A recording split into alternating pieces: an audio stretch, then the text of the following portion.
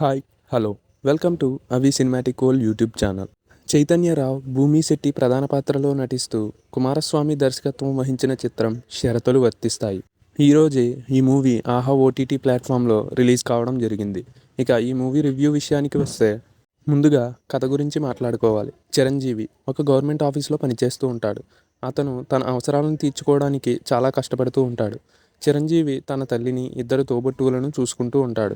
తన చిన్నప్పటి నుండి తన సపోర్ట్ సిస్టమ్గా ఉన్న విజయశాంతితో లాంగ్ టర్మ్ రిలేషన్షిప్లో ఉంటాడు. ఆర్థిక మోసం అతని జీవితాన్ని కలవరపెడుతుంది. ఇది ఏమిటి, దాన్ని చిరంజీవి ఎలా ఎదుర్కొన్నాడు తెలియాలంటే సినిమా చూడాల్సిందే.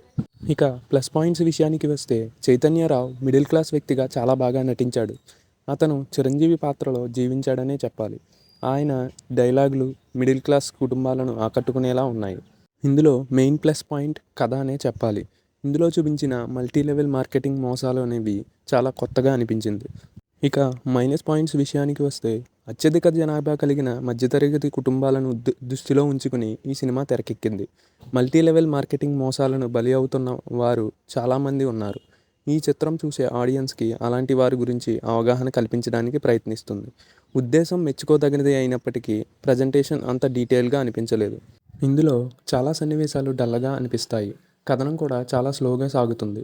ఎమోషనల్ మూమెంట్స్తో సినిమా చాలా సన్నివేశాల్లో అతి అనిపిస్తుంది. దీనివలన కొన్ని సన్నివేశాలు విసుగు తెప్పిస్తాయి.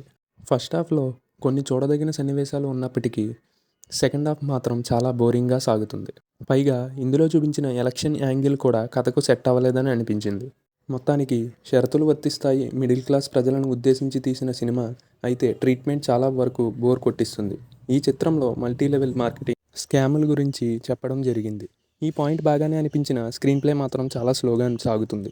ఇక ఈ మూవీకి నేను ఇస్తున్న రేటింగ్ 2/5.